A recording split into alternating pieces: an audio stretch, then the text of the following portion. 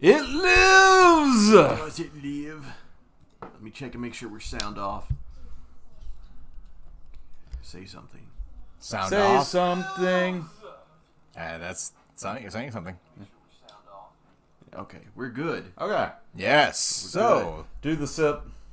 The sip. The sip? The sip. You don't have coffee? I drank it. There's coffee in there. I drank it. All of it? I drank it.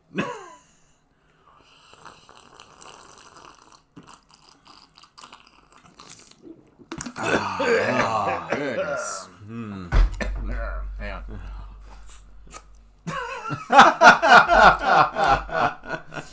Now I don't feel left out. Nice. Where's your coffee, sir? I drank it. I didn't even see you get any. I got a little bit, but here's the thing: since we normally start a little earlier than this, the coffee was on tap, and we enjoyed it. Very So, very yes. wholeheartedly. Yeah. Yes, we did. Haha. Ah. Oh, with that being said, who are you? Who am I? Who are you? I'm Professor Trick. Oh, wait, sorry. I mean, I'm Joe. Spoiler alert. I'm Eric. And I'm James, JD, the third. Something, something, something, dark side. Blue Harvest. Yeah. Yeah. Blue milk. Ew. Blue waffle. Lemon? JD's new nickname. No. No. So it is said, so it shall be done. Stop. In the book of waffle. How was your week, Blue Waffle? I don't know. I'm not the first person here. Was it syrupy? Was it a little syrupy? Anyways, yeah, we are actually. It's just us three tonight. Yes. Yes. It's been a while. Yeah. Man. Yeah. Kind of like the blue waffle. All right, that's the last time. Yeah. The Enough of three amigos. that. Three's company. But you were saying, how was your week, Joe? Busy. Hectic. Hi. Yeah. Job interview yesterday. Really? Yeah. Okay. Yeah. I think it went well. Nice. So, Hope for the best. yeah. Expect the worst, hope for the best. Yes. Yeah. Life. Yeah, right? May have made my boss quit. So this is like, one of those movies that is bad all the way towards the end, and then the light at the end of the tunnel is not a bullet train coming at you, but you're just like, yes, redemption and saving. Then you realized you're in But a you love subway. your boss. Yeah. Don't anybody get yeah, twisted. Yeah, yeah. Joe loves his boss. Yes. Bullshit. She's fantastic. Yeah. Yeah. That's my week. I worked a lot. And that's it. I did because this past week was me and my wife's anniversary. Yes. 9 years. Man, say that with a smile. 9 years. So she went to work, and I decided to stay home that day. But it was for a good cause. I didn't get her a gift or anything, but I did clean the house, Oh. including the nasty-ass bathrooms. Yeah. The challenge. It Yes. kind of goes along with it. Right, Yeah. right. I tried to hang a new TV. How did that go?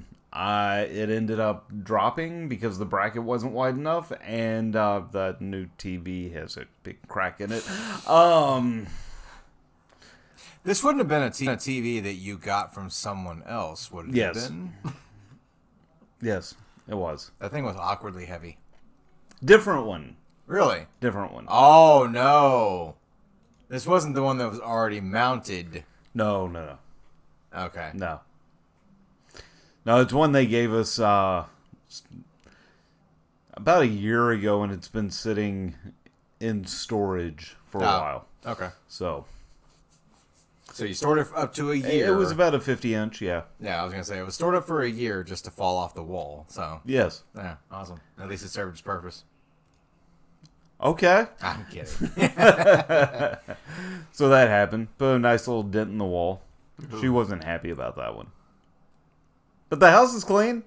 Right. Yay! The anniversary went well though. Oh yeah. Okay. Yeah, went real well. Nice. How's your week, Eric? Work. More work.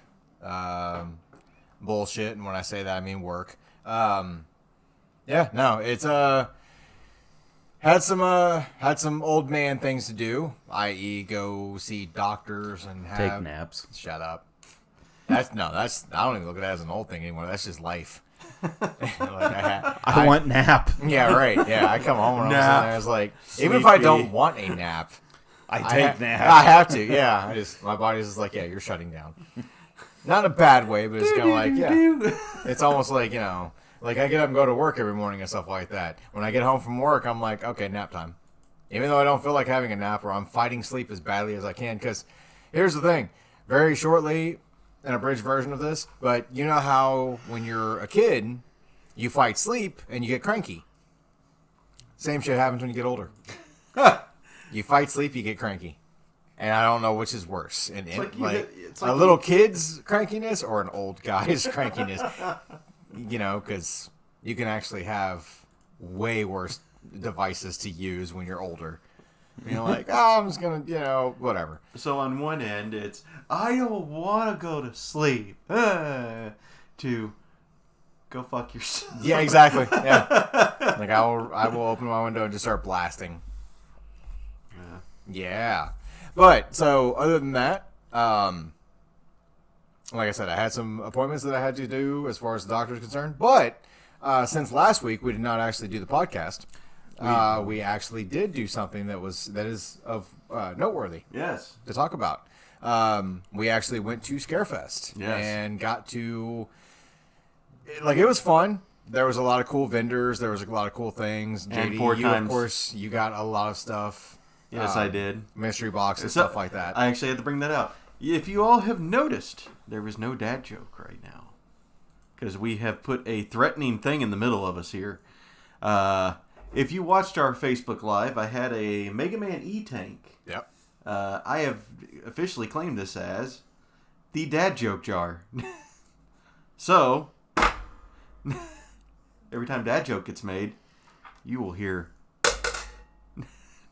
Yes. As Joe answered, he was the only one that answered because Joe is just, he is so full of dad jokes, it's not funny. I mean, he tries to be funny, but it's dad joke funny. It's funny. Yeah. But Scarefest was cool. We had a good time. We actually, the way I chalk up Scarefest this year, because last year when we all went, Scarefest was very, because of COVID and the pandemic going on and everything, there was a lot of people that were masking up and everything. It was a little bit more lenient this year, which means there was a lot more people there and it was a lot more packed. So Scarefest kind of turned into like a wait in line fest. Yeah. It felt like going to like Disney or something. Yeah. In the line, when do we get to the ride? This is the ride. Right. I've been sitting here for 2 hours, but it was cool. I will not say anything bad about the waiting and stuff like that. Oh, no. There was an abundance of people, yes. But other than that... It just shows the support for that industry. Oh, yeah. So, I will support that industry until either a mass murderer kills me or, because horror. Halloween is my favorite, so. But JD? Yes. So other than last week going to said convention, this week has been pretty busy as well with work. But work, it's hectic. That's normal. But at home, I have started booting up Cyberpunk, which has been fun. Why? It's actually really well done now. And I also add to it as well, there has been a huge resurgence in that game, not just because of the patches, but because there was a show that came out on Netflix that's really fucking good. I highly recommend it. It's Cyberpunk Edge Runners. Okay. And where could people find that? Netflix. There you go. And it is very rated R. I don't see how Netflix got this show, because it is... I mean, if it was a rating on it, it would be very rated M for mature. Thank Game of Thrones with its content. But it's a really good show. Really good story. They did a really... I think it kind of explains that worldscape, that futuristic worldscape. Right. A little bit better than the game. So, but other than that, been doing that. Working on a new Lego set based off of a Van Gogh drawing. Yeah, you showed me. Starry Night. And it's a really pretty thing that I've set up so far. So, when you got the Lego sets, usually sometimes, I don't know if they actually, because I haven't seen any Lego sets where they actually specify how many pieces are in the box. Did you have to put your ear to the box to kind of hear how many pieces were in it? Too many. That's fair. About... I just don't want you to lose your mind and cut your ear off. Aww. Hey, don't Van Gogh this. All right, let's continue. It's go time.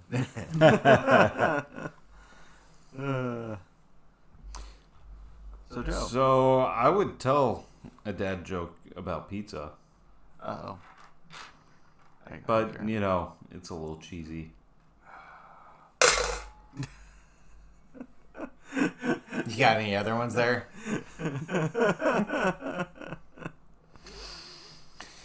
Oh, he knows.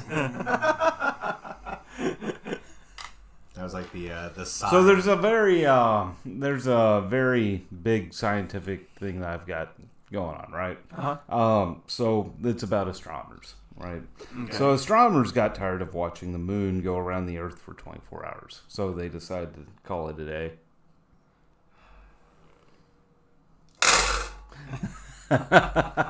Stop talking. Oh, okay. I have one for you, Joe. Okay. A little bit of medical humor. I got a HIPAA joke to tell you. Oh, yeah? But I can't tell you about it.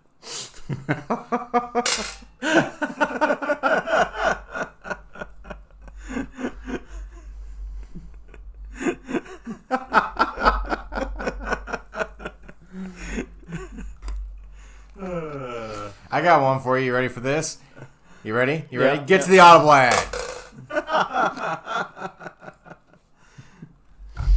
Oh, everyone, this episode was brought to you by Audible. With more than 400,000 audiobooks, there's always something to listen to. 50 points to the Pod Squad. This week, I've been listening to Beyond the One, The Magic and Mayhem of Growing Up a Wizard. Written and narrated by Draco Malfoy himself, Tom Felton.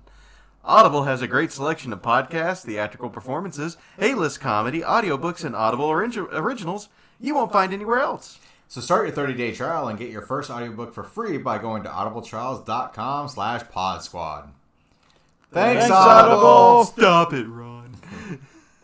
Stop it, Draco.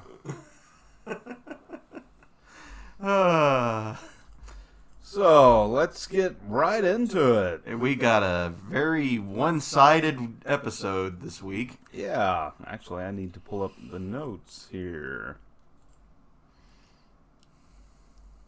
so I know what I'm talking about.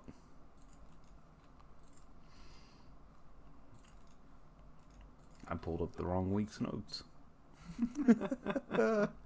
Okay, so Doctor Who, I'm sorry. So Doctor Who new seasons are moving to Disney Plus. Oh, man. Yeah.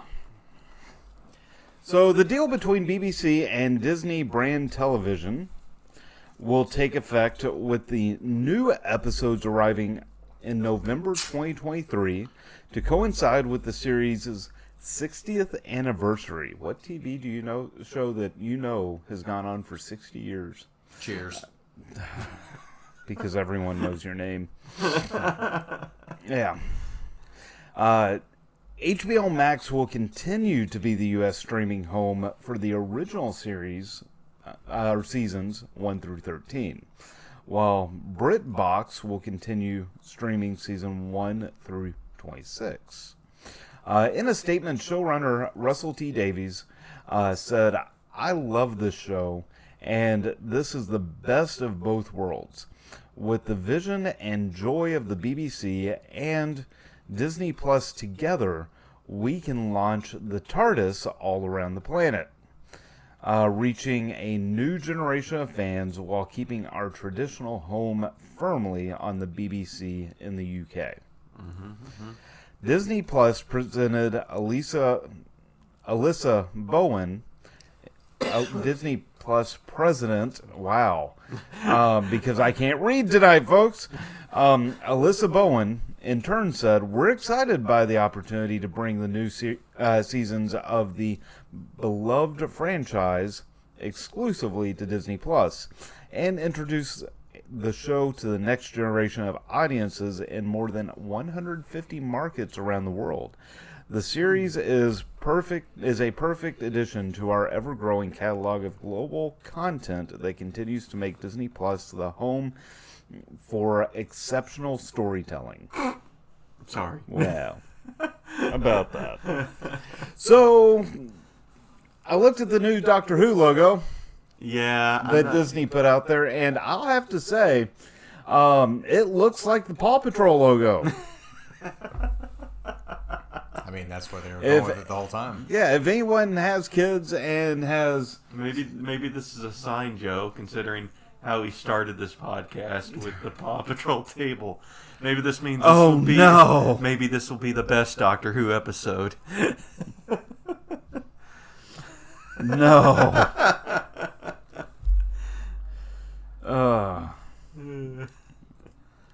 I mean, Doctor Who is one of my favorite sci-fi franchises. I need to actually watch all of them.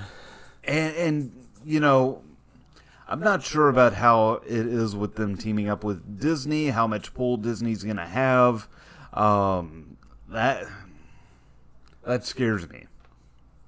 However, Disney has done a lot of good for some franchises that were dying. So, Name one. Star Wars.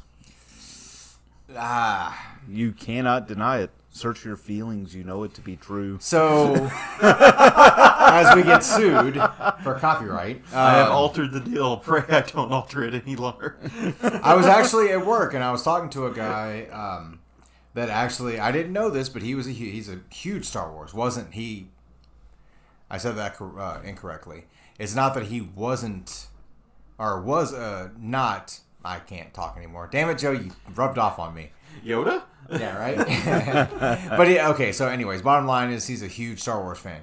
He was saying that Disney actually screwed up the Star Wars. You think?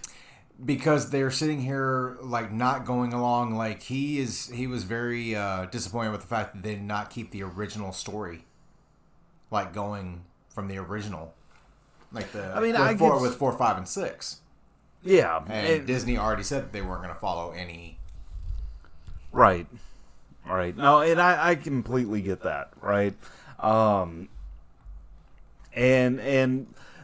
you have to think at the same time is that the original storyline had kind of run its course. And the whole point is to get new Star Wars fans interested. Bring new content, bring new storylines, bring new retellings of the story.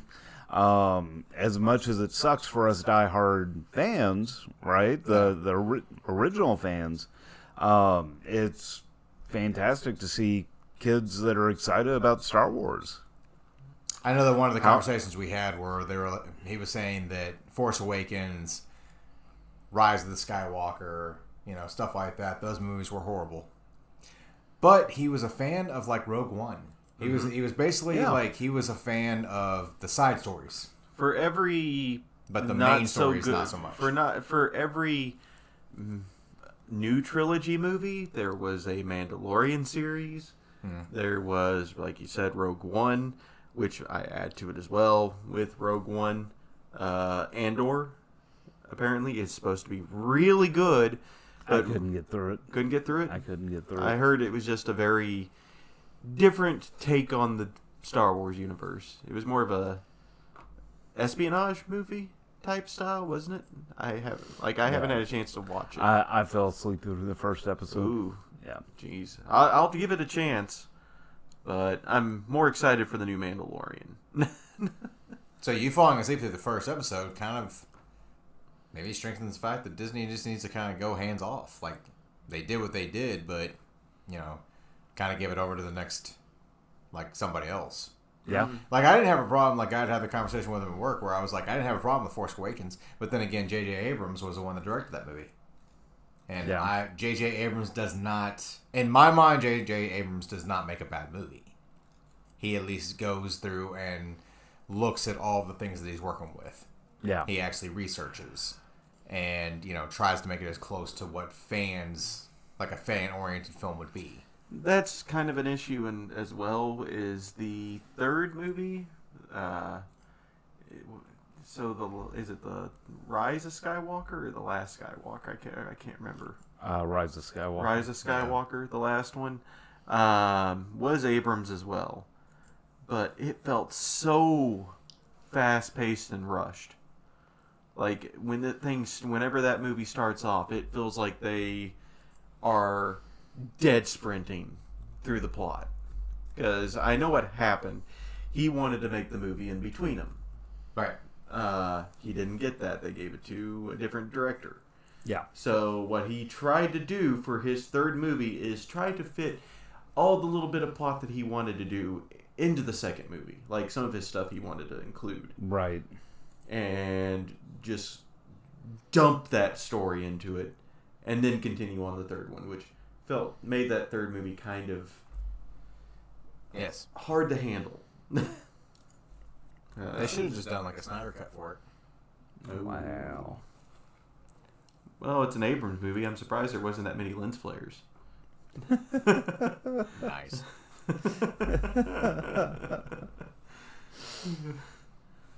But speaking of Disney, I got to bring up though.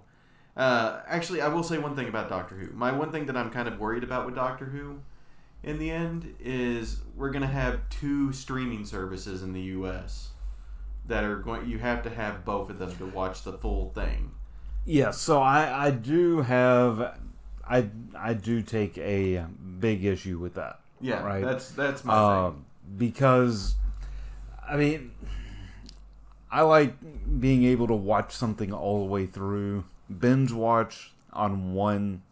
And this kind of goes back to our whole conversation we took probably whenever we first started this podcast. Yes. Was that with so many streaming services out there instead of one central streaming service, I mean, it just costs too much. Everything's kind of getting like, oh, I got to get Paramount to watch this show. Yeah. I got to get Peacock is that same scenario too. Yep. You got Netflix, you got Hulu, you got Disney, you got HBO. You got... Basically, at the end of it, if you want to Prime, if you want to watch, it literally is becoming pay for your TV channels. Oh yeah. Just low key. Yeah. But yeah, I don't know. I feel like in the end, the BBC is kind of double dipping on their money. If this is, I mean, would you say this is? I don't know if they're getting like a monthly or a yearly paycheck out of this from both streaming services. Oh yeah. So I don't know. I think this is what I talked about the first time we talked about the streaming services, was that, yes, there's way too many. Yes, you are paying for your channels. But the one thing that I do like about it is the fact that it's having them express the content. Oh, yeah. They are actually, like Netflix has always had Netflix originals. Now you have Amazon Prime originals. Yep. Even Tubi has originals now. So I appreciate the fact that they are going to continuously keep trying to raise the bar and make better content for their channels. Yet, is there way too many? Is the market flooded now? Yes. I mean, I didn't put this in the article list here, but I mean, we got a lot of stuff that we probably wouldn't have gotten if it was just TV. Like for the video game group, Yep. we got The Last of Us coming out here soon, with one of the game directors helping with it as a producer, I think. And if you saw the most recent trailer for that, it was really good. We also got, I was just seeing videos of it or pictures of it recently, the new Fallout show. They actually got pictures out of it, the sets and a couple of scenes. It looks really freaking good. Oh, Like, yeah. the sets look like they're from the game. Which is a good thing. Yeah, so I will give streaming services that kudos that if they make something and they do it correctly, they got the clout to do it. Oh, yeah. I mean, that's the same thing with Paramount Plus doing Halo. Yeah. I mean, Or Star Trek. yeah. You had to throw it in. I did. Even though Star Trek's not really looked at as a video game. Yeah. I mean, It is. But speaking of, like I said about Disney and all that stuff, so I'm hitting a point with trailers lately because there's been a shit ton of trailers dropping. So I decided let's just make a section. So I have made a little subsection of the corner that I'm just calling trailer discussions. And I compiled all the trailers that I've gotten here this week. So the 3 that I want to talk about. The first one, Ant-Man and the Wasp, Quantumania. Yep. That trailer dropped this week. It releases the February 17th, 2023. So about 4 months. Yeah. It's supposed to be the next movie in the new phase. Or not really. I say new phase, but it's kind of a big branch off again. Like Right. These last few movies have kind of started picking up the story a little bit more. So I think it's Kang the Conqueror. Is it Kang? I can't. Yeah. K-A-N-G. Yep. Plays a big role in Quantumania. So we're going to see what I think is supposed to be this phase's villain. Finally. Okay. Popping in. He was, spoilers, for about a couple-year-old show. He is in Loki. Oh. Not the Conqueror, but that's the thing with Kang is he has fuggled the time, or the multiverse. So there's multiple versions of Kang. The one that was in Loki was like I guess like a diplomatic guy, but he was fucking insane because Right. he hit that point where he just is, oh, I know what's about to happen here. I know what's about to happen here. Oh my God. We finally hit that point. I don't know what's about to happen. Are you going to kill me? Yeah, sounds like King. So this one is the Conqueror, which is what would happen if this guy was like, oh, I know my infinite timeline knowledge. I'm just going to use it to take over. Which, I mean... Right. So we got a lot there for this story. Really nice visuals in it because it's got the quantum universe type thing. Quantum Realm. Yeah, the quantum realm. A lot of that in there. So it's kind of like a unique design setup. I mean, we've seen little bits and pieces of it in the other Yeah. Ant-Man stuff. So I'm excited for it. I'm excited, but for a different reason. What's that? In the Quantum Realm, being a fan of comics, and I would have to look this up to make sure if I was right or not, but with my friend Scott and everything, and Jordan, we always talk comic books. Mm-hmm. With the Quantum Realm, this is where the potential of running into the Fantastic Four happens. Yep. So there's a possibility. That's what I'm kind of like. I'm very, very big, like a big fanboy when it comes to cameos or anything like that, or including like when Multiverse of Madness came out. Like, I was extremely happy, and then 5 seconds later I was extremely mad, but it was just the way things played out. But I love cameos in Marvel movies because they're doing it correctly. Mm-hmm. So, did you see the guest actor in this movie? Because usually they've lately had kind of a surprise, like, big actor in these movies. Right. Bill Murray is apparently in this one. Which, I don't know why, but it fits. Considering, like, the main character who plays Ant-Man. And it's a very comedic character in the first place. Like, literally in this, he's like, oh, I'm famous now. I'm such a great person. See you later, Spider-Man. Wow. Well, one thing I can say is, like, with Bill Murray's cameo in it and stuff like that, like, I think Marvel's biggest, like, conquering thing that they want to do, as far as Hollywood, is have every single actor or actress in a Marvel movie playing a character. Yeah. One way, shape, or form. Like, they've had so many. So many.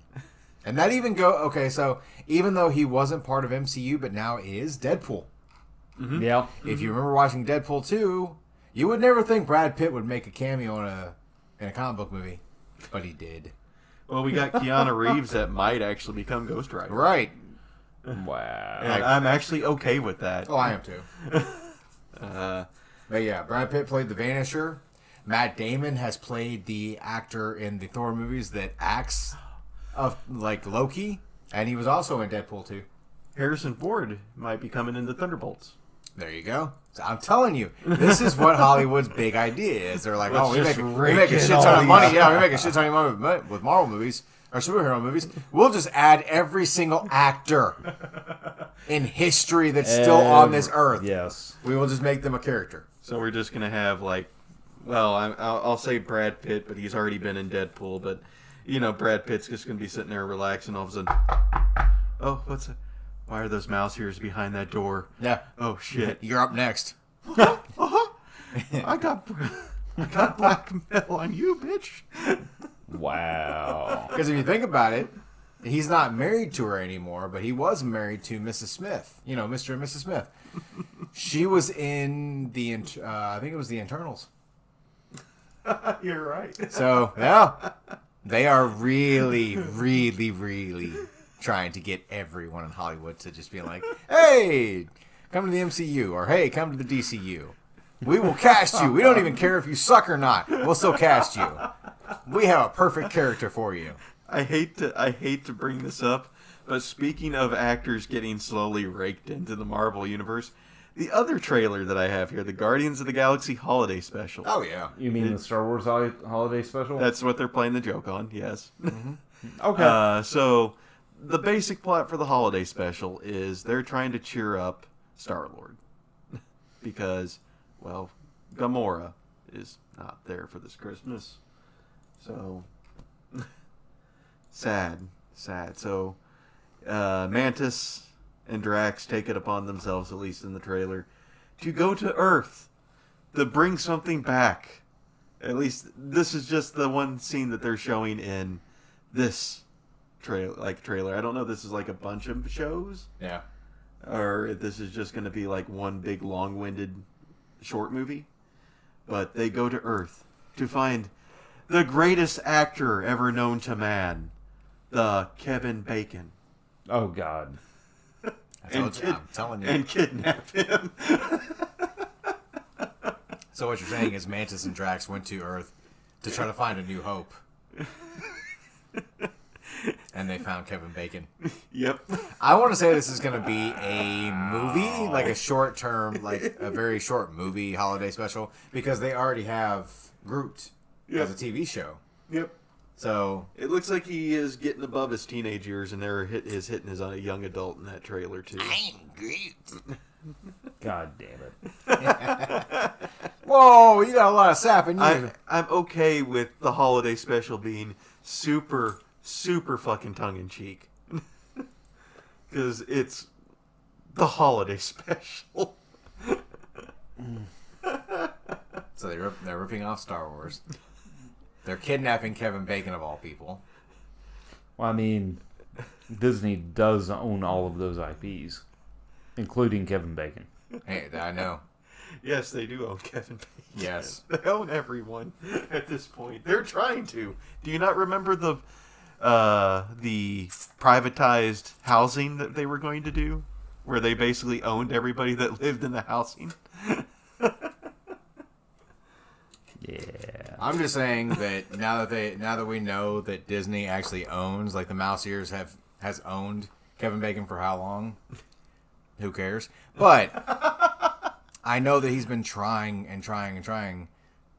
to get away. I think he got a footloose. Oh, Yeah. God. Please put a fucking in there. Yeah. And that wasn't even a dad joke. That was a Kevin Bacon joke. So, Joe, there's one that you wanted to talk yes! about. I'll let you. Speaking of Christmas. A too Christmas soon. Story Yeah. Christmas. Oh, I'm so excited. Careful now. You'll shoot your eye out. It airs on HBO Max on November 17th, which is very, very soon. I did forget to say the Guardians. Yeah. November 25th. So very gotcha. close, too. Yeah. But I'm very excited because they're going to actually star the guy that played the little boy. Yep, the main character comes back. I'm excited. Reprising his role. I'm kind of sad, though, that, the mother and father, Yeah. I can't remember with the actors on those characters. Right. I haven't. It's been a long time since I've looked up those actors. Are they still around? The father is not. I think the mother is. Okay, I'm really surprised they didn't bring the actor or the mother to reprise her role. Well, you also have to remember that Zach Ward, who played the villain, Yeah, I think he's coming back. I'm okay with that. Scott Fargus, I think was his name. Now, as far as one character that I would love to see reprise his role would be the Santa Claus that likes to push little kids. Ho, ho, ho. You'll shoot your eye out, kid. And just kicks him back down. Like, we need to have that. We need to have the slide in the giant Christmas. Like, we never had that as kids. And I always wanted it. Like, you had to go all the way. Like, they pulled you up this stairwell. And you got to, like, if Santa did not want to give you what you wanted, or you're being a brat, you got thrown down a ramp and just slid down. And Well, you're saying that we yes. need to build one of them here in... Yes. No, because Joe would continuously keep booting us in the face. You know? Ho, ho, ho. But what I was going to say, though, is this will be actually the third sequel. Yeah, a lot of people don't know that. Yeah, they actually redid, or not redid, but they made a sequel to Christmas Story.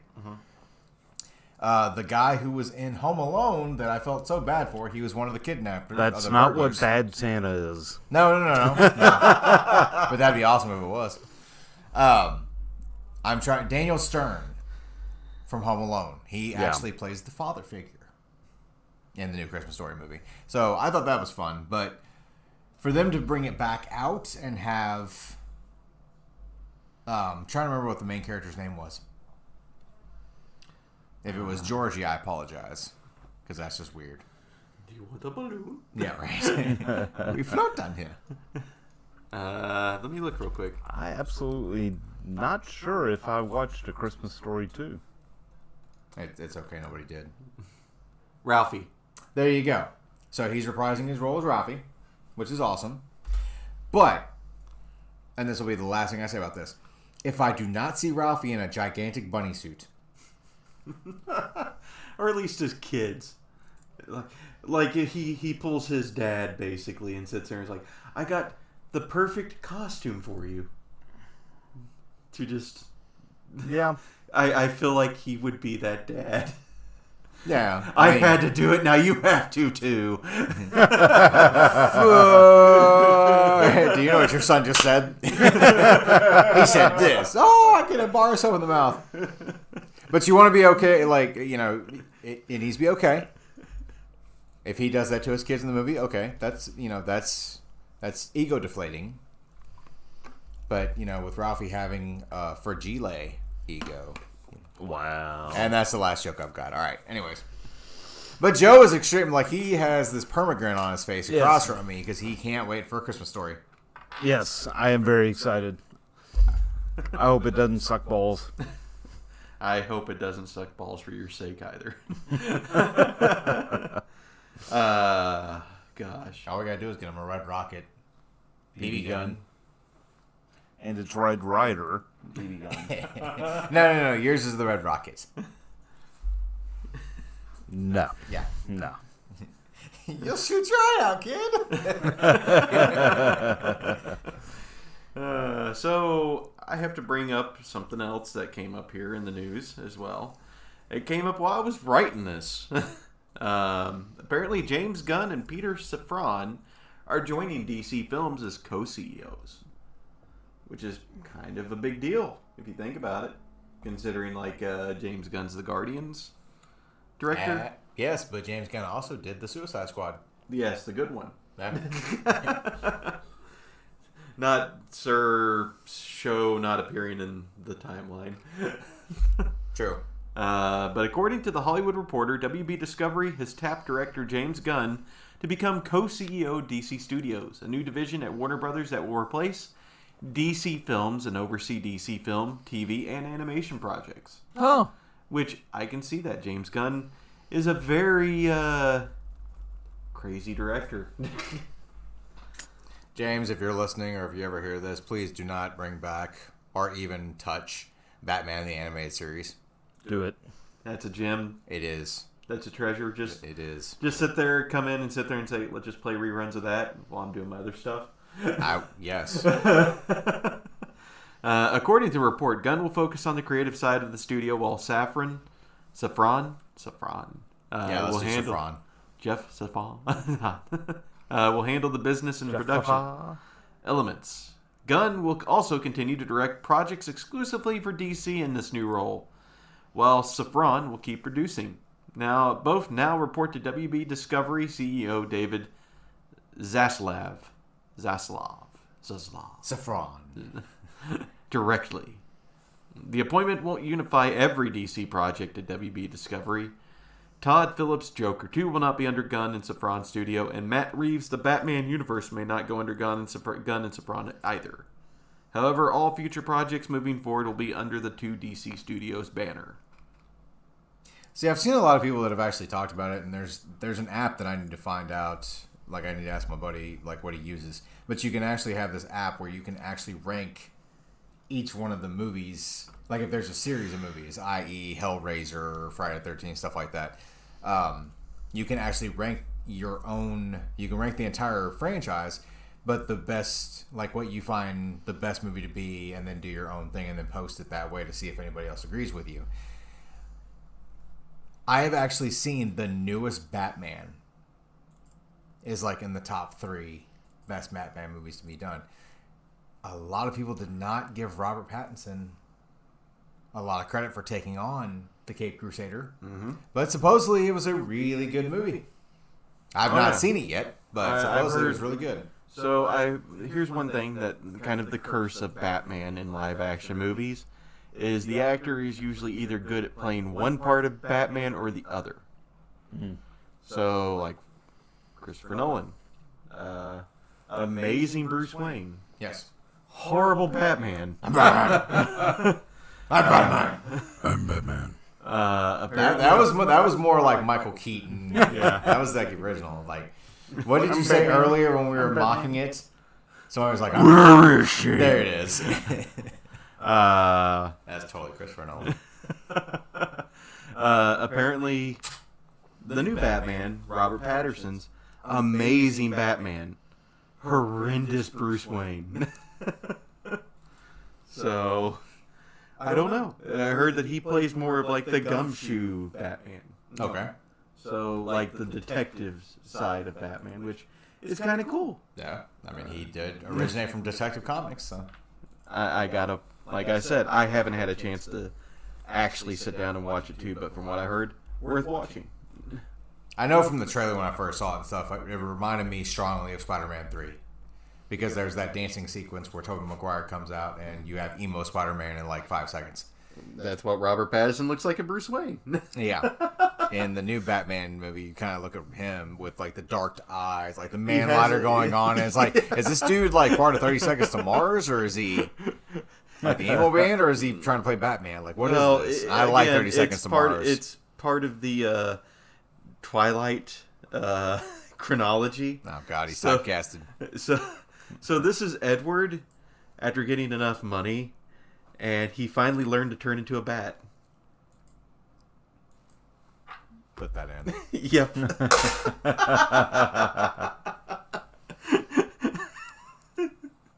Wow. I had to. It was worth it. Well, I mean, with that being said, you know, from like I said, like they did a whole different kind of like thing about the whole like, you know, bio of the movie and everything, and with him being the gumshoe Batman, and everything. Like, people seem to really, really like it. I was making also their- told that the villains even did a really good job. Like Colin Farrell, as I want to say he was the Penguin. They said he was a really good penguin. Right. I heard that the other villain, the Riddler, they did a good take on the Riddler. They just kind of sat there and they're like, Seven was a good movie. Riddle me this. What's in the box? Which is a good take on a realistic Riddler, in my opinion. If you think realistic Riddler, you don't think, I'm just going to put a ha Adam West riddle. You're going to sit there and be like, no, he's a fucking serial killer. Yeah. But You know, one actor that I kind of really wish they would have they would have at least thought of casting? There was a bunch of fan-made posters about it, but it was the guy that played Barney in How I Met Your Mother. oh, yeah. Neil Patrick Harris. Yes. Think about him as an evil Riddler. I could see it. Yeah. Challenge accepted. Right? That would be kind of cool. But like I said, the villains were doing really well in the movie. Like, it was very well looked at by the audience, by fans, and everything like that. So I will definitely give it a chance. I am not, ever since I watched the first Joker movie, the newest one with Joaquin Phoenix, and you had mentioned Joker 2, so it was good enough to have a sequel. But since I watched that in the DC Dark universe, or DCU Dark, or whatever, like, I will still check them out. I'm just a little bit more hesitant to check out the DC universe. I mean, did you also hear the other news about DC? That Cavill is coming back as Superman? I'm okay with that. Yeah. I mean, I really am. He was not a bad Superman. It's just the script for some of the Superman movies have not been that good. Yeah. I mean, They're really playing off the God side of Superman when they need to play the I'm a superhero that helps people. I mean, that kind of is his trope. He was the trope. what are you doing? Leaping a tall building in one single bound. What are you doing after that? Just hanging out in the clouds.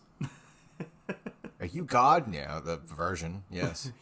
Well, I mean, again, I will say that one thing that DC was different with Marvel is they always emphasized that pretty much all their superheroes were literal gods. I mean, play the fighting games that it's called Injustice, Gods Among Us. Yeah. The only reasoning Batman can even stand a chance against Superman in most of those fighting games is he always had a plan to kill everybody in most of the stuff. Yeah. Like, Anytime he ever had to fight Superman, he always had that kryptonite shank. Yeah, like, they sit there and do that in the game, and I give him kudos. Like, Batman had the contingency to kill everybody in the Justice League. Right. I think that was in his contract when he signed. They were like, do you want to join the Justice League? I want a blueprint on how to kill every one of you. Right. I have to know. Yes. I kill you. I have to make sure. Where is she? Wonder Woman comes out with her lasso and everything. He's like, shit. And again, the DC stuff is not too bad because, I mean, Joe, you watched Harley Quinn, the animated series. Oh, yeah. It's fantastic. Yeah, there's some good shit in that. So, yeah, I mean, DC's doing better. It is, but... And I'm not saying that Marvel is knocked every single thing that they've ever done out of the park, but DC... You don't say. Is right. It's very hit or miss. I could have been a diehard, like, I'm just a comic book fan in general, like a diehard comic book fan in general. I don't really pick a side, but if I had to choose one, you know, like a fake gun, like Joker with the gun that says "pow" or "boom" on it or whatever like that. If that gun's to my head, I'm definitely taking Marvel. But you know, they have done some things that, like in the past, like the Christopher Nolan Batman. Mm-hmm. Even though it was a horrible Batman, that was just like The Dark Knight by far. That was the one DC movie that came out that I was like, oh shit, Marvel don't have anything that can even rival this at all. Right. Since then, can't really say that. Just kind of up the ante, and they started getting better and better about, you know, kind of throwing things at him. But yeah, you take the Avengers against the Justice League, it's no contest. Well, again, I hope that DC can take the theaters by storm. They definitely have to try to weather. Yeah, blow the others out, blow the other competitions out. I don't know. I mean, it seems you can see it on the horizon. Yeah. The winds are picking up. Yes. Yeah. Do we have a Dorothy to predict this stuff? I don't know. I mean, we might have a funnel. I need to go talk to a couple of storm chasers. Possibly. Oh, God. You can actually... This is the worst transition ever. Whatever. Worst transition ever. Inconceivable! So, Twister might be getting a sequel. You don't say! It's funny to me, though. It's like... Your faces. No. Like, I'll let you take this I one. did the inconceivable part, which is where I was trying to rope in the Storm Chaser, who was with Andre the Giant and everybody else, and Inigo Montoya, and Princess Bride. But then, he kind of... So, this is like a 30-year spoiler, but if you haven't seen Twister, he dies. But Twister, like JD said, might be getting a sequel. I mean, the cows survived, so I guess that's why they're doing it. But the original disaster flick was released way back in 1996. Fuck. JD wasn't even born yet. Anyways. Wait, what? Yeah, right. And starred Bill Paxton, rest in peace. You're off Helen by 10 Hunt, years there. Gary, I always said Elves, but we'll just call him E.L. West. I don't really know how to pronounce his last name. Dread Pirate Roberts. There we go. As storm chasers on the trail of a severe tornado outbreak in Oklahoma. Because Oklahoma hasn't been through enough shit. Nope. Is that why the basketball team is called the Oklahoma City Thunder? Anyways. Yeah. So, Top Gun Maverick director Joseph Kosinski was said to be directing the film, but was forced to pull out after committing to the upcoming Brad Pitt Formula One movie at Apple. As it stands, the film is still lacking a director, but there is apparently several names in the mix to take over. Dan Trachtenberg, who helmed 10 Cloverfield Lane, is up for the consideration alongside Free Solo duo Jimmy Chin and Elizabeth Chow. I'm not even gonna try to pronounce that. Vassar Haley? Vassar Hayen. Missing Link and Kubo director Travis Knight is also in the mix, along with one or two others. Universal and Warner Brothers, reportedly hope to bring back Helen Hunt for the sequel, with a drama that focuses on the daughter she had with the character played by late Bill Paxton. Rest in peace. Yes. The idea is that Hunt's daughter has caught the storm chasing bug of her parents. Should this be a thing? You've seen one tornado. You've seen one F5. Why do you need to keep seeing another? No. I don't really see why they're making another one. So, again, Twister was technically the first disaster movie. One of the first big disaster movies. Not counting Earthquake from back in the day. But, like, the first big, high-budget, there's a lot of shit going down disaster movie was this one. Which then later on we got, like, Independence Day and all that. Well, I mean, if you really remember, the original, in my mind, the first disaster movie was Attack of the Killer Tomatoes. Mars Attacks. Night of the Living Dead. Mars Attacks came after Twister. But I will say that there was a movie called Daylight with Sylvester Stallone that I believe came out before Twister. But as far as disaster movies, Twister was, I mean, like I said, it was back around when Blockbusters were around, like rental stores, like Hollywood Video, stuff like that, Red Giraffe Video. Like, those video stores, even though they didn't want them, they got so many copies of Twister. So on any given weekend or anything like that, if you were like me and went up to Blockbuster and rented some videos or whatever like that, Twister was definitely one of those ones you rented. And you watched multiple times.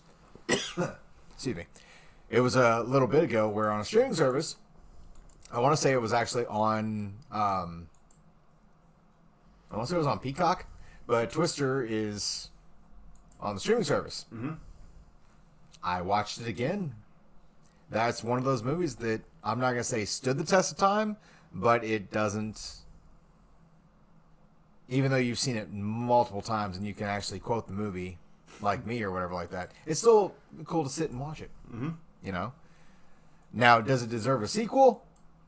I mean, I get where they're trying to go with the story, but there's... So, one thing that I kind of miss about Twister was back whenever I lived down in Florida, Universal had a actual, like, ride, like, the experience there, where you walked on. It was supposed to be like a special effects show.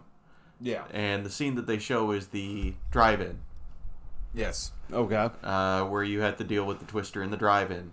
And it was really cool. I kind of miss it, because it basically was just them talking, like kind of a special effects show plus a PSA about tornadoes. Because, again, this is Florida. They do have tornadoes, but it's hurricanes. And all that. So this is just them explaining, like, hey, this is what happens in Tornado Alley, guys. Right. And it was a cool little experience. But they replaced it with, I think it was Jimmy Fallon, the ride. Wow. So, two things about that movie that I will just say. One, after that movie came out, before the internet kind of blew up, it actually made people want to be storm chasers. Mm-hmm. More than they actually already were. But it made an abundance of people come out and being like, I want to do this. Mm-hmm. I'm like, but why? Did you not learn anything from watching that movie? It's not a good position. Yeah, no. Let me go stand in front of the F5. Nothing can go wrong. Right. God. People are fucking dumb. Second thing about that is I was just thinking about, like, when you had said what you were talking about. When they showed the preview of the movie or anything, and they were watching the movie outdoors. Mm-hmm. That was The Shining. Yes. That they were actually checking out, and I actually just remembered that. That was kind of funny because the F5 comes in and screws up one of the worst or best scenes in that movie, and made it the worst scene for Twister, which is where Jack Nicholson comes through the door and is getting ready to say, "Here's Johnny," and then all of a sudden the F5 thought it was just his world, so he just destroyed the whole entire. That's just wrong. Why, Twister? Why? Oh, gosh. So, I don't know. If they can get Helen Hunt back, I might actually be a little bit more on board. If they can't recast her, then, I mean, Bill Paxton, God rest his soul, he's already gone. Philip Seymour Hoffman was in the movie. He's gone. So a lot of the people that made that movie Are not around. Nope. I don't see why. This is another one of those, don't make a sequel. Please don't make a sequel. I kind of just want them to, if they want to make another movie, reboot it. I tell you what, it's like what I've said before on this podcast multiple times. They are talking about redoing Big Trouble in Little China and casting The Rock. Don't screw with an original that was awesome. It's now cult. Don't mess with it. Twister would be one of those other ones that I would throw out there being like, it was great to, from the get-go. Don't remake it. You don't have to don't screw that up. If you want to make another fucking Sharknado movie, go right ahead. And just call that Twister. And don't fuck up classics. Yeah, don't do that. Make Sharknado 87 or whatever. And put Helen Hunt in that bastard.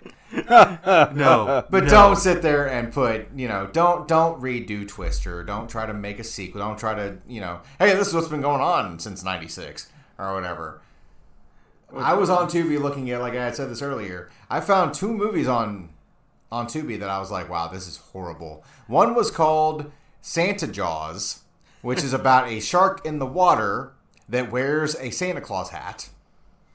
Why? Exactly. The second thing is what was it? It had to do with sharks, but it was sharks of the living corn or whatever. So it was Children of the Corn, but it had to do with sharks. Why? Exactly. Now, JD is showing me a picture. Is that Bruce Campbell? Yes, it is. Oh my God. So instead of making a sequel, they should just remake Fox's movie Tornado, starring Bruce Campbell and Shannon Sturgis And Ernie Hudson. Yeah, Ernie Hudson played the tornado. And this is how Ash jumped into this is what took him into Army of Darkness, was that tornado. I love the pictures. We got a nice serious Bruce Campbell here. We got a clip from Army of Darkness. Another clip from Army of Darkness. Oh yeah. Oh God. The ending of the movie Tornado that Bruce Campbell did just for a paycheck is like the ending sequence to that when the credits start rolling is the opening sequence of credits into Army of Darkness. So when he goes through the piece of wood and flies back into the tornado that sends him back in time, that was the movie Tornado that was doing that to him. So, oh gosh, Bruce Campbell, why? So apparently, I just learned this meme in this thing. Bruce Campbell was offered the role of Edgar in Men in Black, but turned it down to star in Tornado. Why, Campbell? You could have said sugar water. Sugar, water, more. And it would fit. More. Oh gosh, I need to get away from everything. Go somewhere quiet. A little silent. I see what you did there. Yeah. Oh, this is going to be a long one here, but I'll try to speed it up a little bit. All right. So, they had a double presentation last week for Resident Evil and Silent Hill. Yes, I said that correctly. Silent Hill came out of nowhere again. So Konami did a Silent Hill presentation. They're on YouTube. There's a lot of YouTube recordings. It was called Silent Hill Transmission. So the presentation outright was kind of funny because it was literally people from Konami trying to set up like a serious conversation, and it felt extremely fucking scripted. But the stuff that they showed was pretty cool. Some of the stuff, at least. So the first thing they dropped was they're doing a remake on Silent Hill 2. It is being made by, which was rumored, a company called Bloober Team. They're getting help from the original team, silent artist Masashiro Ito, and the composer of the soundtrack, which, if anybody's listened to Silent Hill soundtracks, always great. Yes, JD still has Silent Hill 3 soundtrack in his car. Yes, I can. Waiting for foggy days.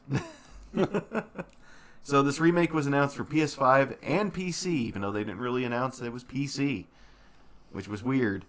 And for anybody that has never heard the plot of Silent Hill 2, it will retell the story of James Sunderland, who is looking for his dead wife, who sent him a mysterious letter in the town of Silent Hill. So his wife has been dead for, was it 3 years? I can't remember. I believe it was 3 years, yeah. But yet he gets a letter from her basically saying, I'm in this town where we had our honeymoon, pretty much. So he is there to investigate and see why the hell he got a letter from his dead wife. And that's when the fun starts. Oh, God. Oh, God, that's a fucked up game. Oh, yeah. The other thing they announced is, yes. Okay. Uh-oh. See, you had to start saying stuff. Now Konami and all of those people are coming after us. Yeah, apparently this game is a text-based game, but people said it is a very scary game. So I'm kind of intrigued too by that. Yeah. And publisher Annapurna Interactive. This new project will be a unique take on the Silent Hill franchise, from a highly decorated AA developer. So both Bloober and No Code are kind of semi above indie. Semi, yeah. Bloober, I might point out, made a game called, I think it was Observer Effect. I have to look up the name again, but it had the actor who played the villain in Blade Runner. It was like his last role. I forget his name. Rutger Hauer. Yeah, it was his last thing he did, I think, before he passed away. Right. And I heard that he did a really good job. So they know what they're like. They got a good plot way of doing their games. There's some good ones that they've made. So I'm hoping that at least Silent Hill 2 will be good. Townfall, very vague trailer. Extremely fucking vague trailer, so I have no idea what that is. It's Silent Hill. It's something. The weirdest one is Silent Hill Ascension. Konami announced Ascension, which is a immersive project where participants around the world will control the characters in a new Silent Hill story. It's basically Let's Play Pokemon's version, like the Twitch Let's Play Pokemon version of a Silent Hill story that will be live on multiple platforms. Yes. That's terrifying Yeah. in all aspects. It's a collaboration between Genvid Entertainment, Behavior Interactive, DJ2 Entertainment, and Bad Robot. You know, Okay. J.J. Abrams. Yeah. So it's an interesting thing. It is. And then the last thing they announced was Silent Hill F. Another spin-off that's set in 1960s Japan. Not in Silent Hill. So feudal Japan. Yes. Well, 1960s Japan. Right. Feudal Japan. It looks feudal. Right. With a more modern outfit. It is a narrative-driven spin-off which will be written by acclaimed Japanese writer Ryakishi07, as they're using a YouTube tag, which created visual novels like Higurashi and Umineko, which I heard were very good, very scary graphic novels. I don't know. It's kind of a horror-driven type thing. Right. The trailers fucking messed up. If you haven't watched it, it's a messed up trailer. Basically a lady going through like an old Japanese city. So it's very feudal looking, like you said. She starts getting attacked by what looks like vines. And then it cuts to her basically like a fungus or like flowers starting to sprout all over her. If you have... That's weird. Yeah, if you have something called... What was that? Where holes in the body. It's a phobia. I can't remember. If you have that, don't watch the trailer. But then it cuts to like her face with all these flowers and stuff. It's kind of morbid. Pretty. Like the flowers. I don't know. It's weird. Pretty much. Yeah. But yeah, then her face falls off. That happens. Yeah, it's just like... I mean, as one does. What the fuck? Right. So yeah, it's definitely playing off the what the fuck Silent Hill. So yeah. Okay. I don't know. It's weird. Playing more off the body horror. But then on the Capcom side of things, they dropped their Resident Evil presentation. Nice.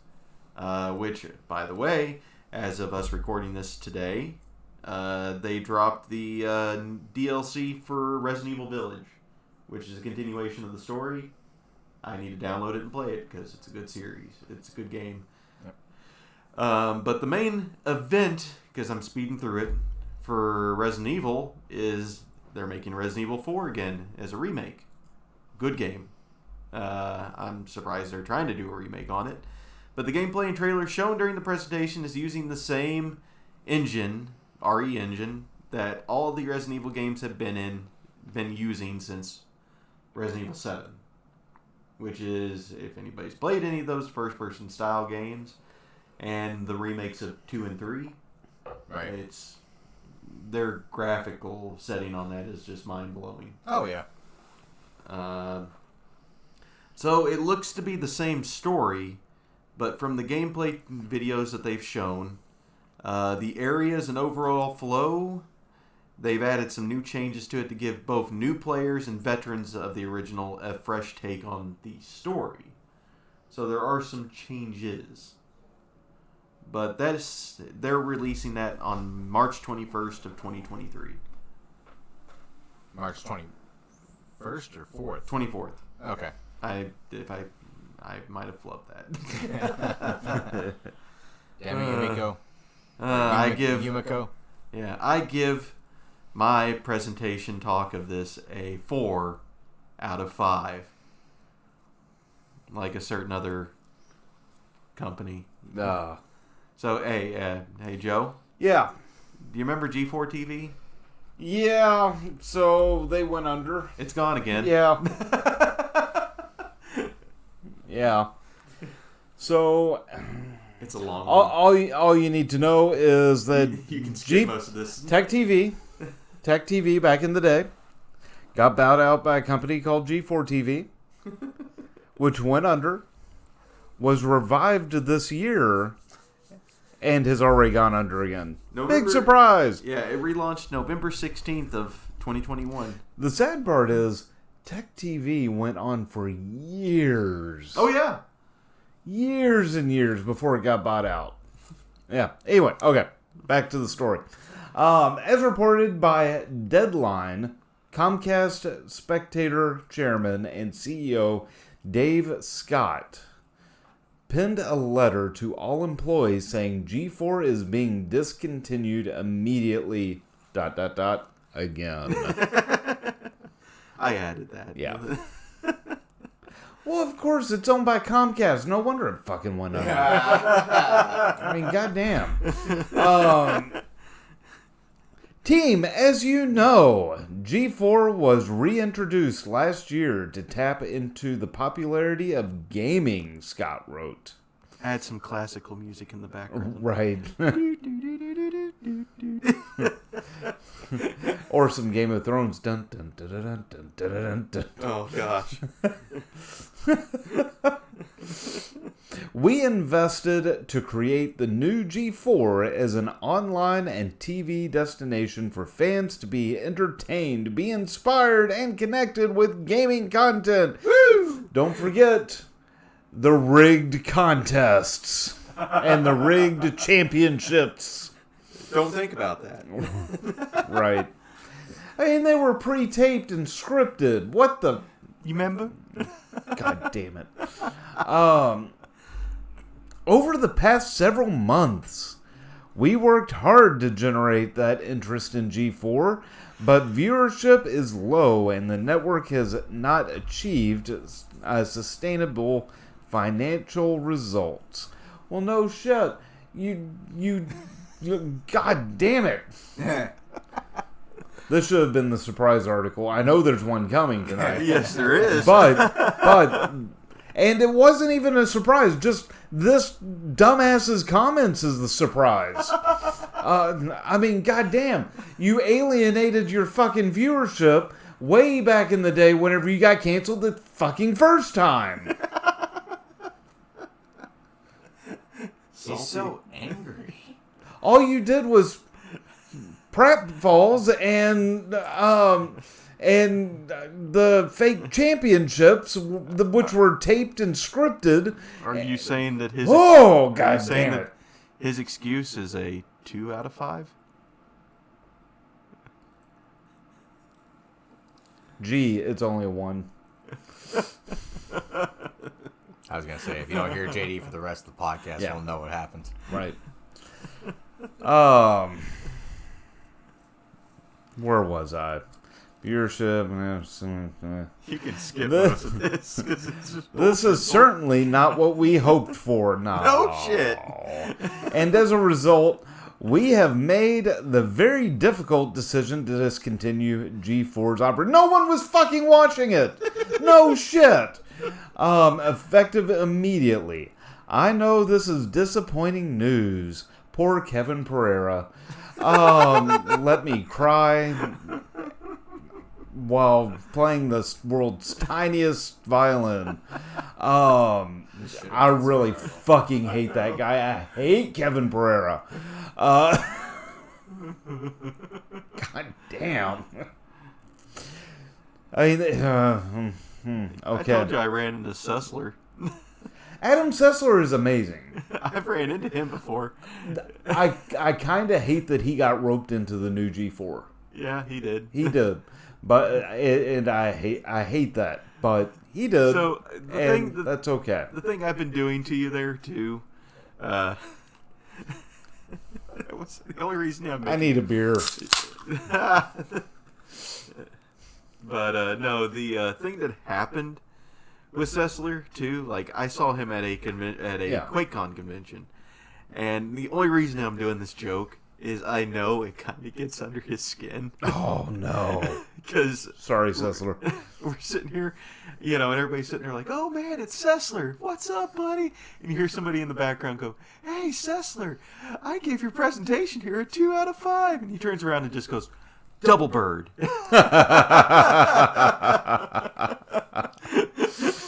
Oh.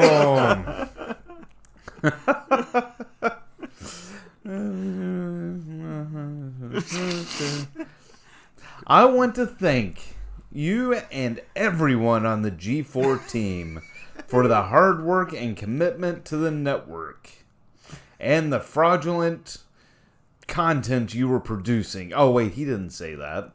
Bullshit. Right. Bullshit. Quote, our human resources team is reaching out to you to provide you with support. Basically saying you're fired. Remember this for 2 lines down the way. Oh, God. Provide you with support, discuss other opportunities that may be available, and answer any questions you may have. Yeah, you're fired. Get your shit, get out. You suck. You dumbasses.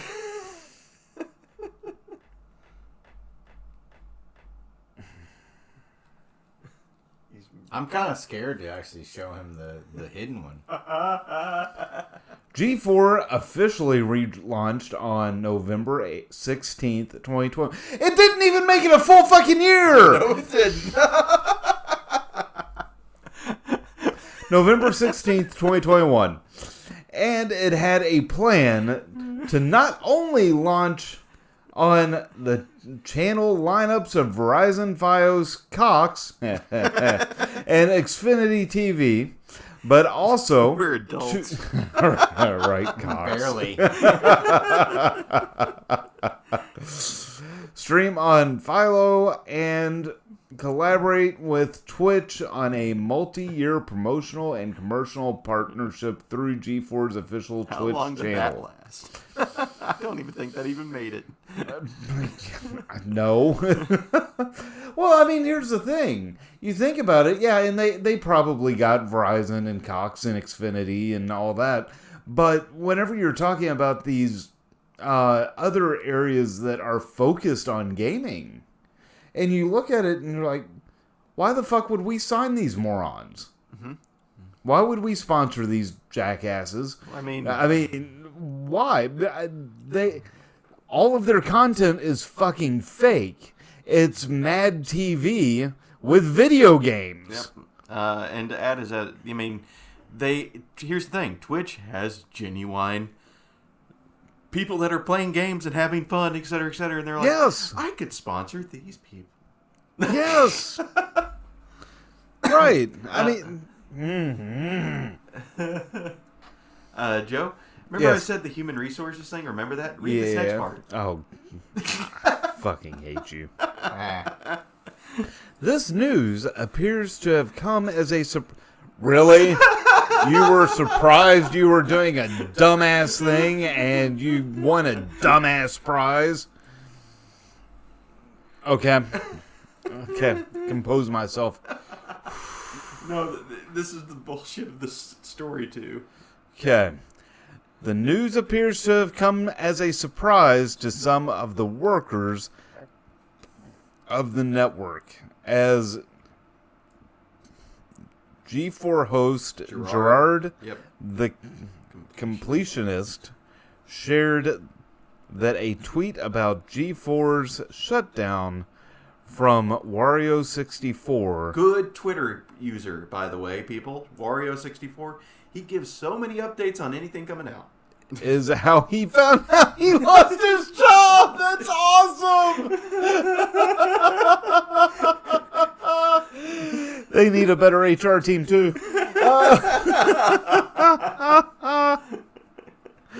Gerard wasn't the only one, as Alex Golden Boy I want to look this guy up. Mendez revealed he was in active negotiations for his new contract with G4. Holy fuck!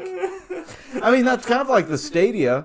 You heard that? So here's the funny thing. I don't know if you all have heard this, Eric. You know the Google Stadia, right? Yeah.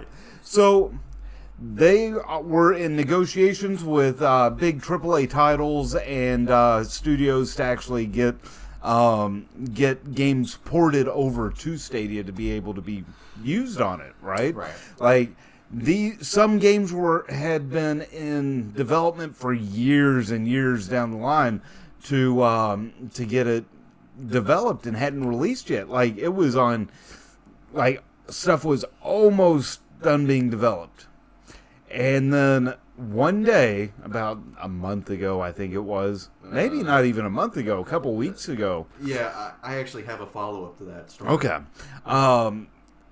Google writes a memo saying everyone needs to meet in conference room B or whatever the fuck it is immediately. Drop what you're doing. Don't care what you're doing. If you're on the Stadia team, go to this conference room. Had the big announcement. We're shutting down Stadia immediately. This is one thing that Amazon does really well, by the way, is they make something, it doesn't work, and then they just cut the head off that Hydra. Right. Well, the thing is that there had been so many years of Stadia. It hasn't been like a very large thing, but there's been so many years with Stadia and so many contracts that Google has started, and people were actually starting to enjoy it. The technology was actually starting to be there, right? The games could stream just as well as it was installed on a computer, even though it was over network. And they just killed it. It wasn't failing. No, I mean, it was struggling, but it wasn't. Now, good guy Google, which I don't say that, right? I don't say that. No, you don't. But good guy Google has said, if I remember correctly, that they are issuing refunds for all purchases, including hardware purchases. Issue. Huh? I have a follow-up story here. Okay. So, there is a game. Eric. Yes. You're a big fan of this game. Uh-huh. Red Dead? Red Dead. Yeah. You've heard this Redemption story, 2. haven't you? Yes. This poor man. So, yeah, there is a gamer. I don't remember. I'm trying to find his name on here. But he is begging Rockstar to let him transfer his data. There's no way to do it. I know there isn't. He spent over 300 hours? 6,000 Oh, 6,000. Yeah. Yeah. That's a lot of missions. On the Stadia, and now they're saying, axe it. Oh, that hurts. Start over. That hurts so much. Because this guy, so I love, this is, I'm looking at PCGamer.com. I love the guy who did this article. He's basically saying, okay, so basically I can see him doing the Pepe Sylvia meme. It's only 250 days. It's not even a full year. Yeah, so 250 days. So he's sitting there and saying, back of the napkin math puts me about 1,500 to 2,000 hours actively pursuing one of my main hobbies at that time. So he's saying about, let me see, 4 hours a day. It'd be about 4 hours a day. Yeah, that's not hard. 6 hours on weekends, maybe. Damn, okay. Still not hard to do. It's not. No. You actually get, like, in playing Red Dead, you will get lost in time. So 4 hours is nothing at all. I need to get a copy of Red Dead. I've never played it. It's a good game. Hey, we should all get a copy of it again. Is it cross compatible? I don't know. Is it crossplay? Because I know you and me could probably play on PlayStation. Yeah. It would just be if we could get Joe either crossplay with us. Just single out the PC player. Yeah. Well, the thing I was gonna say, and it wouldn't. I don't know if it would be as. It would be great to play a gang. Well, what I'm saying is like I have a spare 360. I don't know. No, the new Red Dead is not 360 compatible. I don't think. No, I know, but what I'm saying is Red Dead Online is not cross-platform. Damn it! In any way, shape, or form. But what I was gonna say is like I think I might have like a copy on 360 of Red Dead, and it's not hard to find on 360.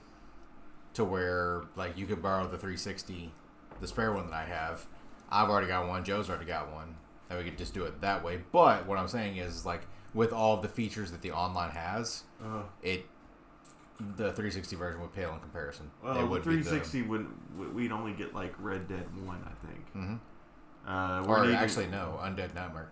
Yeah, we need Red Dead Redemption 2 to do the Red Dead Online, is what we're thinking. Right. I mean, I can get it for PC. He can get it for PC, but then that would leave. Because I don't think your computer would be able to play it, unfortunately. Right. At least as good as what we have with our PlayStations. Right. Gosh. We just gotta get Joe to get a PS4 or PS5. PS5. No. Which has gotten easier. But,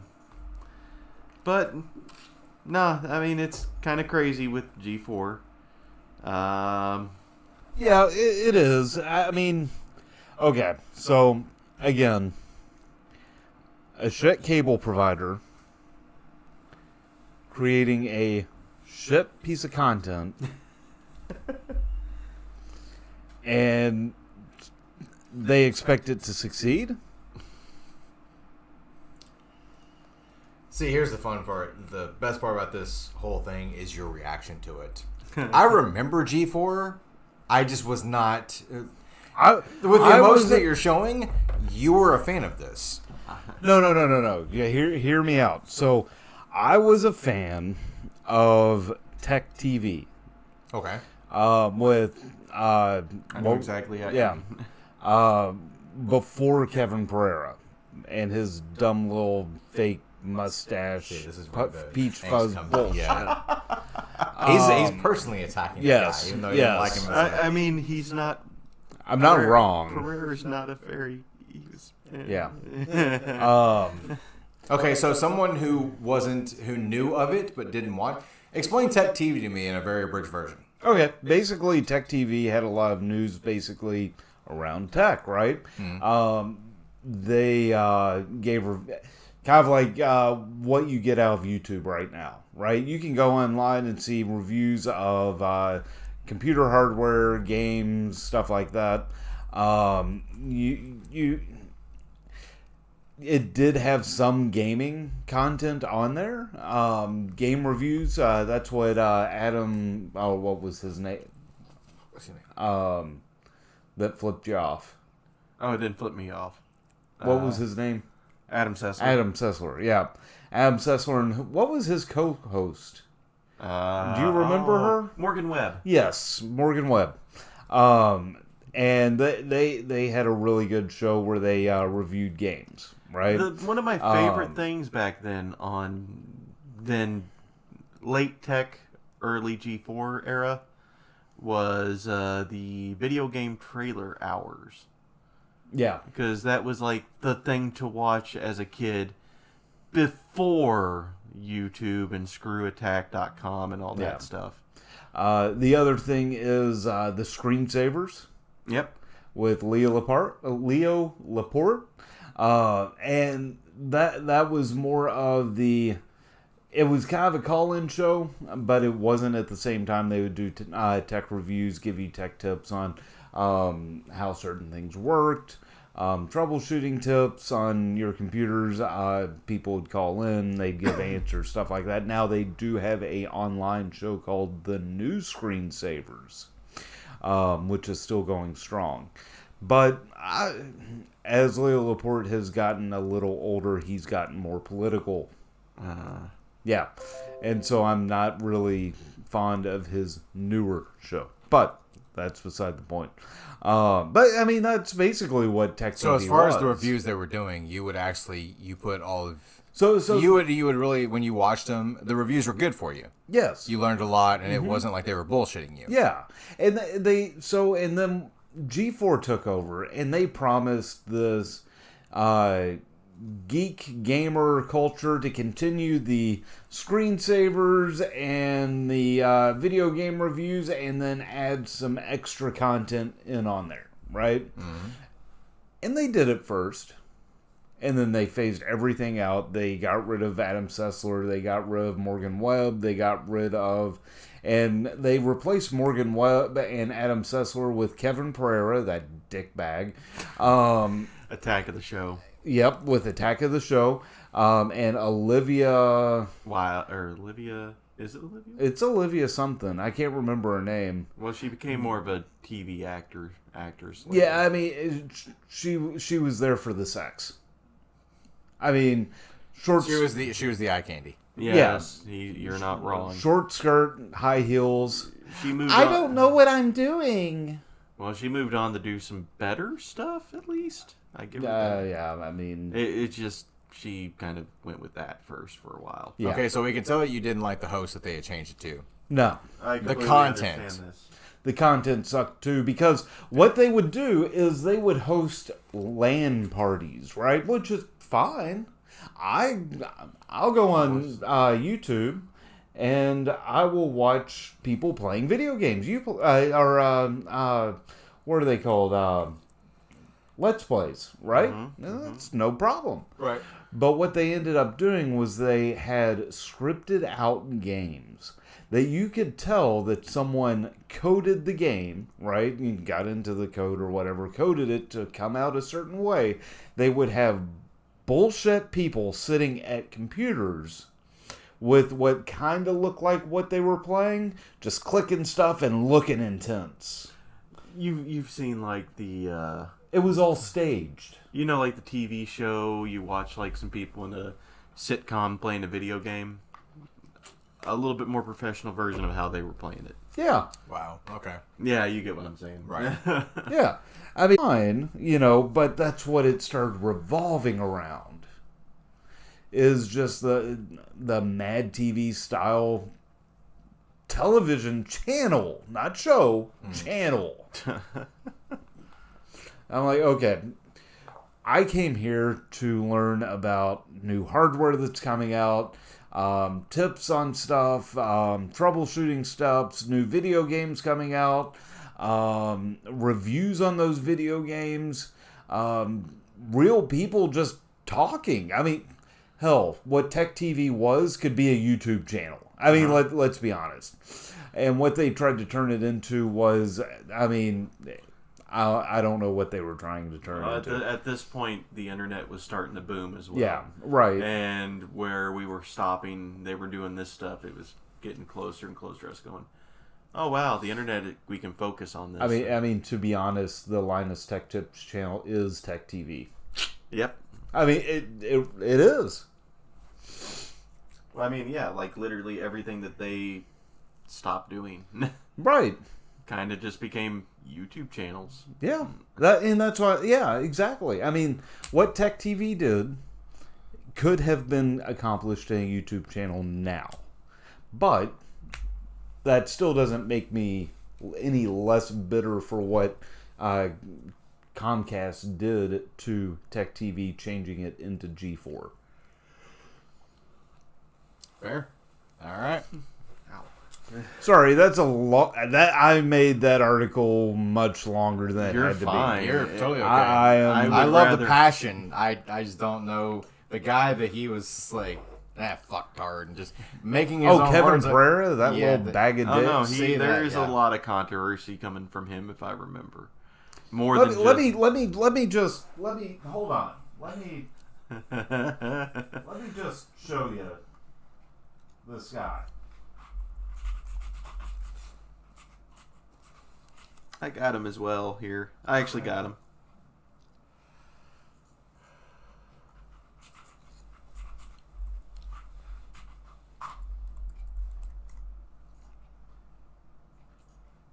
This is what that dude looks like. Yeah. Actually, what he looks like recently is that third picture, I think. Oh, this one here? Yeah. Yeah.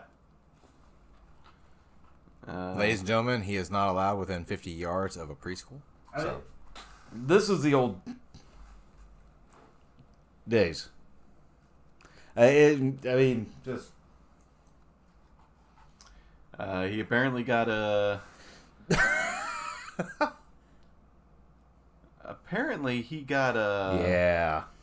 ban from Twitch because he was Good. He was view-botting their stuff again, faking. Yeah. Which view-botting basically is a way that somebody will add to their view count. Yeah. By using a bot. Yeah. Yeah. And there's... Olivia Olivia I've seen Munn. her. Yeah. Yeah. Like I said, she's moved on to do better things, but... Yep. Yeah. And then good for her, Yeah. right? Oh, yeah. Just in this era, she was bad for the show. It was eye candy. Yeah, right. Look up, just look up Olivia Munn Yep. real quick. Just look her up because I'm kind of curious. I kind of want to I know where believe she's that at. I believe she played Psylocke. I think she did. Look up her... Yep. Yep, she was Psylocke in X-Men Apocalypse. She was in the more recent Predator, one of the Predator Which movies. good for her. I mean, Yeah. I really don't have anything against her except for they put her on the show for eye candy. I mean, that's it. Uh-huh. And like, the way you explained it was she didn't know what the hell she was doing anyways. Right. Oh. She was there just... To get views. Yeah. There. She was Pretty also in much. Iron Man too. So I mean, at least from Like I said, she from moved on. G4, she actually improved her situation. Yeah. And I think she was part of an indie shit, like an indie YouTube show. I can't remember if it was... I don't remember if she was in the Guild. She is in The Predator, 2018. I know which show you're talking about, but I don't think she was in that. Okay. There was a person that was in that show that was part of G4 as well. I'm almost I believe it was sure. the main girl, wasn't it? It might have been. Yeah, the redhead. But moving on, Oh, God. Joe. Is this going to piss me off, too? Because I'm already there. I don't know. I'm already there. It's called Joe's Secret Article G4.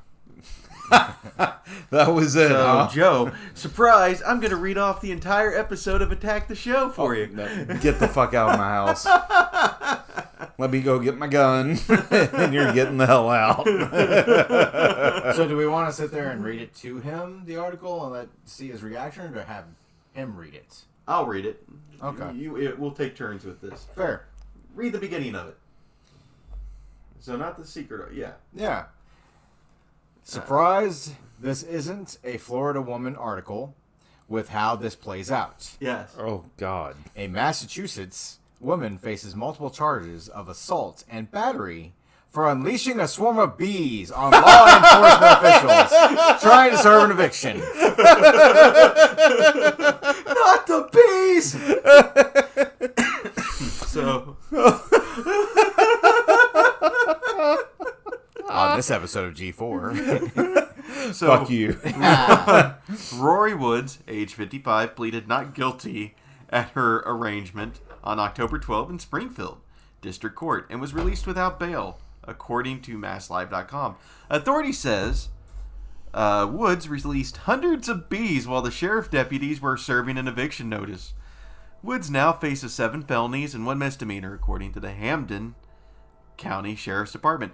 Guest starring Train, by the way, if you can hear that. Right. When Hampden County deputies arrived at the home to serve the court-ordered eviction on October 12th, they were met by protesters from a local organization, and soon after, Woods appeared. Oh, God. You hear the boss music.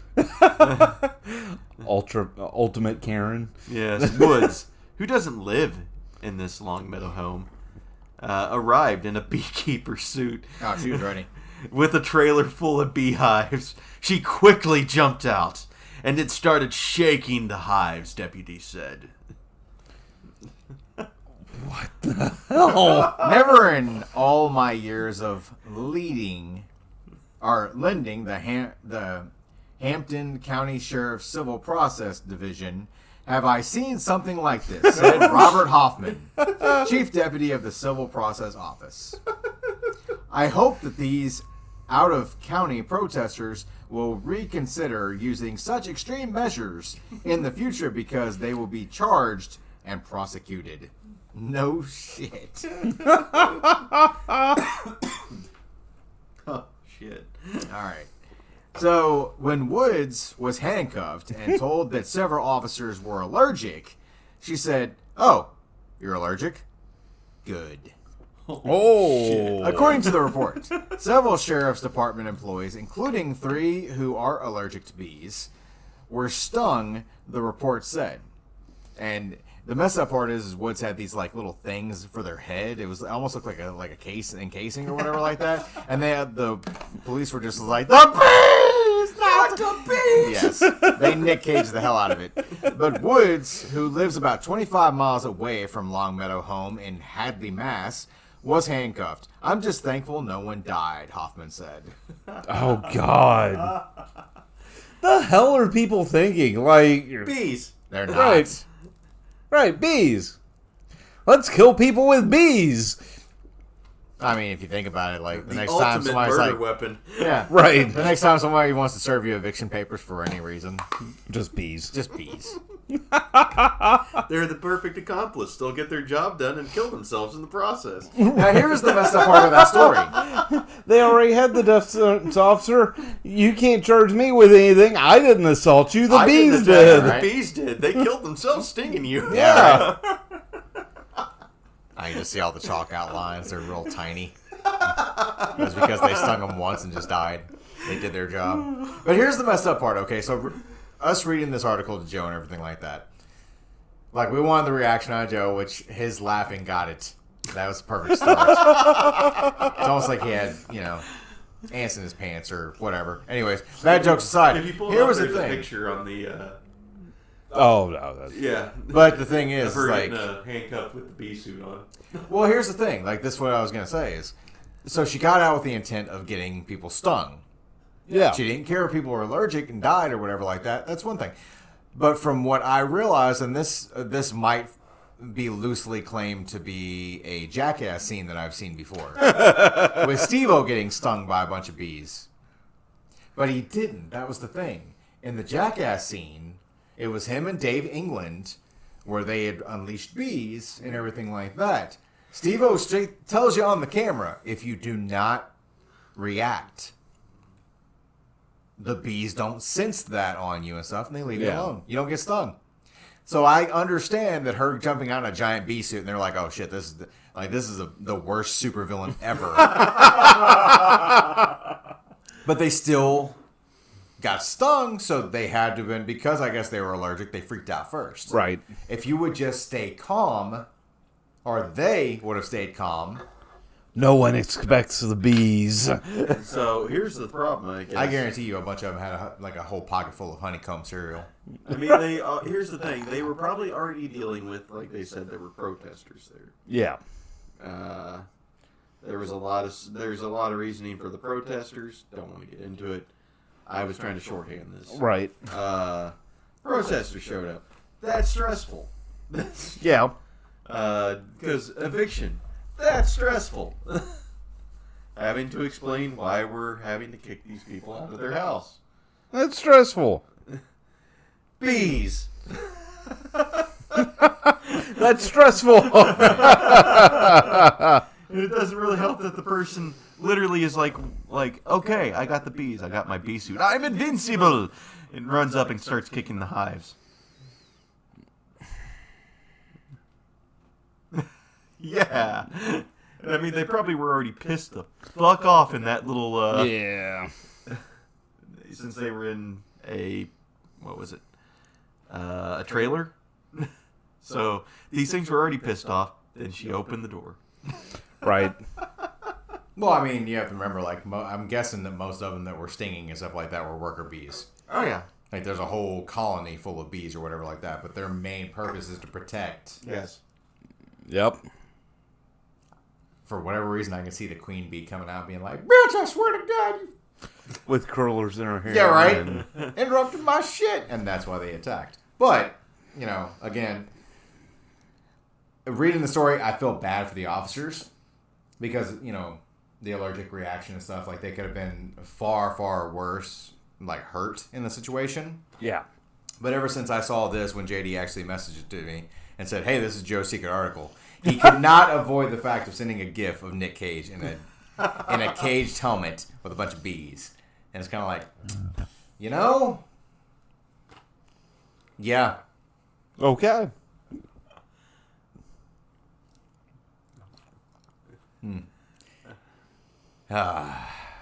So, did you enjoy your secret article? At least this time, here was the thing. I be pleased. No, whatever.